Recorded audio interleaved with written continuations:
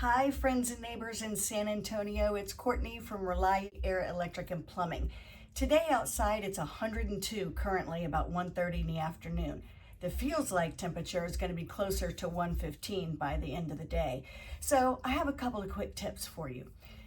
In your home, setting the thermostat at a realistic expectation is going to be key to your comfort. Setting it lower and lower doesn't make it cooler, it only makes your system run longer. And there are many factors that contribute to that system performing well. One of them is how much blown in insulation is in the home. That makes a huge difference in the comfort and retaining the coolness. How often have the windows been sealed with extra silicone, just weatherizing in general? And when was the last time you had your system maintenance? Are the filters clear? Is the system going to struggle to release the heat? Be realistic.